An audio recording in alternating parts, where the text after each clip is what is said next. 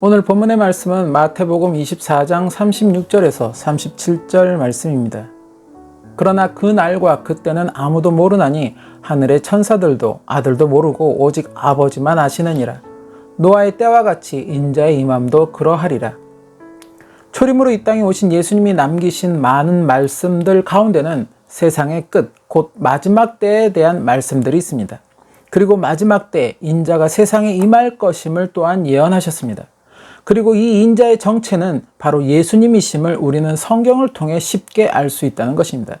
즉 예수님은 자신이 세상의 마지막 때 이 세상에 다시 임하게 되실 것임을 예언하셨다는 것입니다.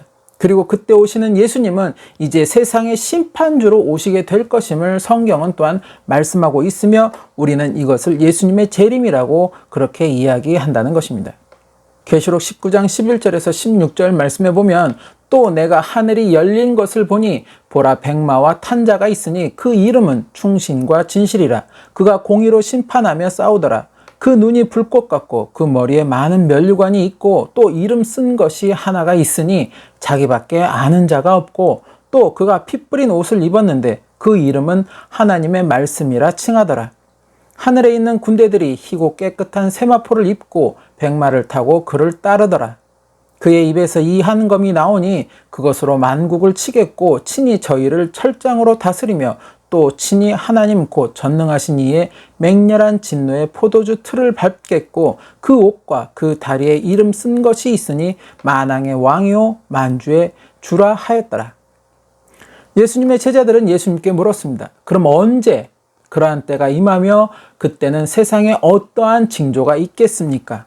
마태복음 24장 3절 말씀. 예수께서 감람산 위에 앉으셨을 때 제자들이 조용히 와서 가로되 우리에게 이르소서 어느 때에 이런 일이 있겠사오며 또 주의 임하심과 세상 끝에는 무슨 징조가 있사오리이까? 이 물음에 예수님은 오늘 본문의 말씀처럼 때에 대해서는 하나님 아버지만 아시기에 그때는 알 수 없으며 다만 재난의 시작을 알리는 징조는 이러이러한 징조들이 일어날 것이라고 말씀을 하셨습니다. 마태복음 24장 5절에서 8절 말씀해 보면 많은 사람이 내 이름으로 와서 이르되 나는 그리스도라 하여 많은 사람을 미혹해 하리라. 난리와 난리 소문을 듣겠으나 너희는 삼가 두려워 말라. 이런 일이 있어야 하되 끝은 아직 아니니라. 민족이 민족을 나라가 나라를 대적하여 일어나겠고 처처에 기근과 지진이 있으리니 이 모든 것이 재난의 시작이니라. 그리고 이렇게 재난의 시작을 알리는 징조들이 일어나는 것을 보거든 이제 곧 세상에는 하나님이 예비하신 환란이 일어날 것이며 그 환란은 세상에 전례가 없었던 유일무이한 큰 환란이 될 것이라고 또한 경고하셨습니다. 마태복음 24장 21절 말씀해 보면 이는 그때 큰 환란이 있겠습니다. 창세로부터 지금까지 이런 환란이 없었고 후에도 없으리라. 다니엘 12장 1절 말씀. 그때 내 민족을 호위하는 대군 미가엘이 일어날 것이요 또 환란이 있으리니 이는 개국 이래로 그때까지 없던 큰 환란일 것이며 그때 내 백성 중 무릇 책에 기록된 모든 자가 구원을 얻을 것이라. 그리고 이제 바로 이러한 때를 사는 성도들에게, 즉 마지막 때를 사는 성도들에게 예수님은 세 가지의 권면의 말씀을 하셨습니다. 첫째, 재난의 시작을 알리는 징조가 나타나거든 너희들은 깨어 있으라고 말씀하셨습니다. 누가복음 21장 34절에서 36절 말씀해 보면 너희는 스스로 조심하라. 그렇지 않으면 방탕함과 술 취함과 생활의 염려로 마음이 둔하여지고 뜻밖의 그날이 덕과 같이 너희에게 임하리라. 이날은 온 지구상에 거하는 모든 사람에게 임하리라. 이러므로 너희는 장차 올 이 모든 일을 능히 피하고 인자 앞에 서도록 항상 기도하며 깨어 있으라 하시니라. 이제 곧 당면하는 환란을 피하고 또한 인자 곧 재림하시는 예수님 앞에 설 수 있도록 깨어 있으라고 권면하셨다는 것입니다. 깨어 있으라는 것은 단순히 육체적 잠을 자지 말고 깨어 있으라는 것을 의미하는 것이 아닙니다. 영적으로 깨어 있으라는 것을 말씀하고 있다는 것입니다. 초림 예수님이 이 땅에 오셨을 때 많은 유대인들이 그토록 자신들을 구원할 메시아를 갈망했지만 정작 예수님이 메시아이심을 그들은 알아보지 못하였습니다. 하나님께 제사를 주관하고 있었던 제사장들이나 그리고 말씀을 기록하고 가르쳤던 서기관들 또한 하나님을 향한 자신들의 믿음은 절대적이라고 그렇게 자신만만했던 바리새인들은 오히려 예수님을 죽이려고 그렇게 앞장을 섰다는 것입니다. 오직 동방의 박사들이 또한 예수님의 오심을 기다리며 경건하게를 힘썼던 시므온 그리고 안나 선지자만이 예수님이 하나님의 독생자이시며 메시아이심을 알아보았다는 것입니다. 예수님의 재림 때도 마찬가지라는 것입니다. 많은 그리스도인들이 예수님의 재림을 알고 또한 갈망하며 그렇게 소망하고 있지만 영적으로 깨어있지 못하면 우리 앞에 정작 예수님이 서 계셔도 나는 그가 누구인지 알아보지를 못하게 된다는 것입니다. 더불어 제사장들처럼 또 서기관이나 바리새인들처럼 예수님이 내가 가진 권세를 또 내가 가진 유익을 깨뜨린다는 이러한 어리석은 생각으로 말미암아 예수님을 죽이려고 하는 자의 그러한 반열에 내가 서 있을 수 있다는 것입니다. 예수님의 깨어있으라는 그 말씀은 늘 주님을 향한 기도를 통해 영의 새로움을 유지하고 지키라는 것을 말씀하고 있다는 것입니다. 그래야 주님이 내 앞에 서 계셨을 때 또는 주님의 음성이 나를 향하여 있을 때 나는 주님의 음성을 들을 수 있으며 또한 주님을 알아보고 기쁨으로 주님을 맞이할 수 있다는 것입니다. 그리고 둘째, 재난을 알리는 징조가 나타나거든 그 날을 예비하라고 말씀을 하셨습니다. 마태복음 24장 44절에서 47절 말씀에 보면 이러므로 너희도 예비하고 있으라 생각지 않은 때에 인자가 오리라. 충성되고 지혜 있는 종이 되어 주인에게 그 집 사람들을 맡아 때를 따라 양식을 나눠줄 자가 누구뇨? 주인이 올 때 그 종이 이렇게 하는 것을 보면 그 종이 복이 있으리로다. 내가 진실로 너희에게 이르노니 주인이 그 모든 소유를 저희에게 맡기리라. 예수님 재림의 날을 성경은 혼인잔치로 비유하여 말씀하고 있습니다. 예전 유대인의 풍습에는 한 남녀가 결혼을 약속하게 되면 그때부터 신랑은 돌아가서 신부와 함께 살 집을 구하기 시작하였다고 합니다. 또한 그 집이 마련되는 그 시간이 천차만별이었기에 신부는 어쨌든 신랑이 집을 마련해서 자신에게 돌아올 때까지 언제나 신랑을 맞이할 준비를 하면서 그렇게 신랑을 기다려야 했다는 것입니다. 바로 이처럼 예수님의 재림도 이와 같을 것을 성경은 말씀하고 있다는 것입니다. 예수님은 신랑이시요 그 예수님을 기다리는 우리 성도들은 신부와 같은 사람들이라는 것입니다.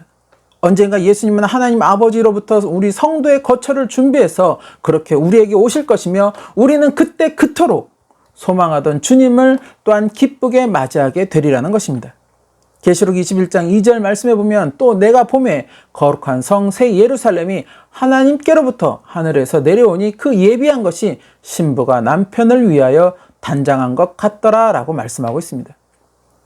그러나 신부가 신랑이 더디 올 것으로 생각하여서 신랑 맞을 준비에 태만하거나 또는 다른 사람을 신랑 아닌 다른 사람을 마음에 두어서 신랑을 향한 믿음을 저버리고 있다면 그런데 그러한 상태로 신랑이 갑자기 신부 앞에 다다르게 되었다면 신부는 신랑을 맞이할 자격이 없어짐과 동시에 혼인관계는 결국 성립되지 못한다는 것입니다.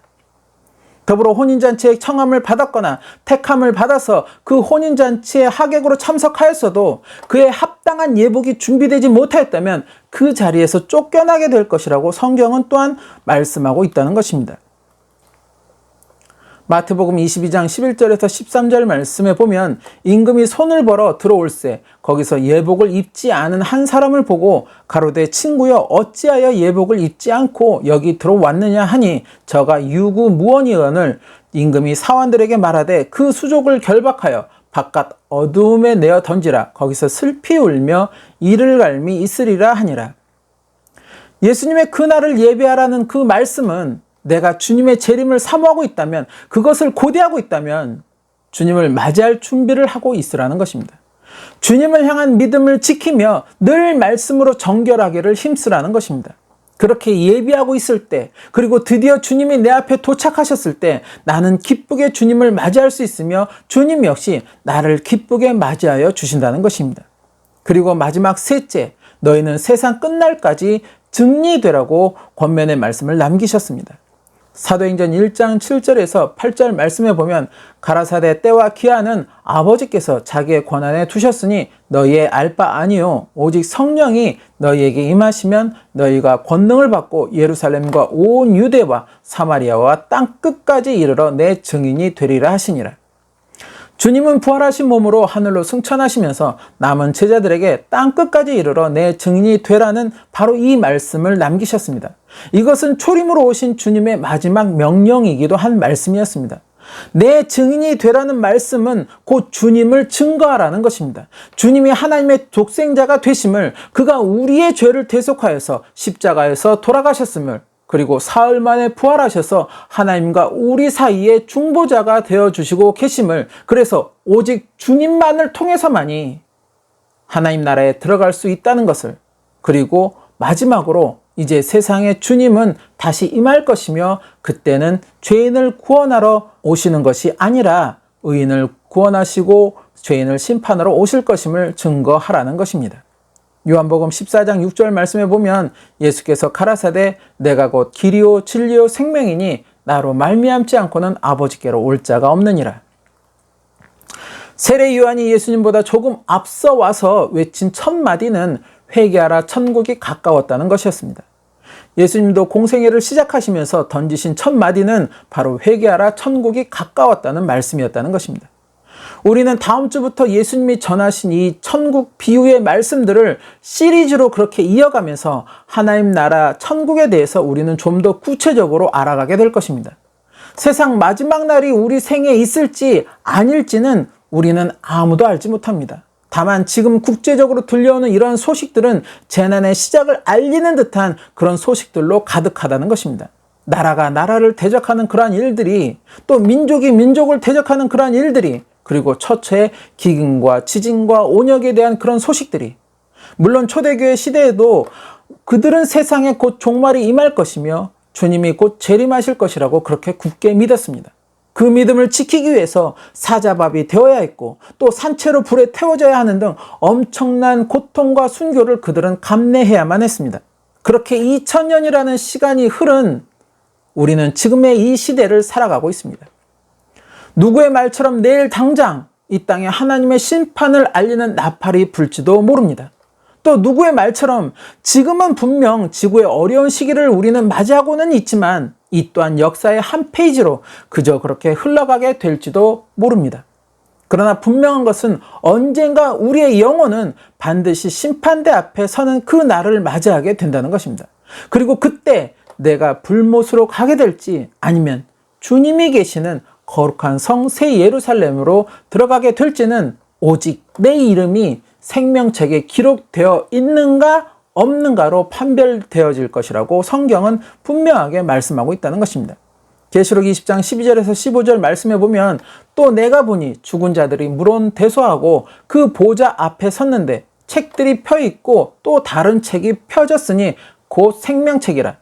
죽은 자들이 자기 행위를 따라 책들에 기록된 대로 심판을 받으니 바다가 그 가운데서 죽은 자들을 내어주고 또 사망과 음부도 그 가운데서 죽은 자들을 내어주매 각 사람이 자기의 행위대로 심판을 받고 사망과 음부도 불못에 던지우니 이것은 둘째 사망 곧 불못이라. 누구든지 생명책에 기록되지 못한 자는 불못에 던지우더라. 저와 여러분이 지금의 삶을 마지막 때의 삶이라고 그렇게 생각하고 주님의 이 세 가지 권면에 합당한 인생을 살아가게 되시기를 소망합니다. 영적으로 깨어있는 삶, 더불어 정결함으로 주님 앞에 서는 것이 예비된 삶, 그리고 마지막으로 끝까지 복음을 증거하는 그러한 증인된 삶, 바로 이 세 가지의 권면이 언제나 함께하는 저와 여러분의 삶이 되시기를 소망합니다. 그래서 그날에 이 땅에 오시는 주님 앞에 모두 기쁨으로 서게 되시기를 예수님의 이름으로 축원합니다.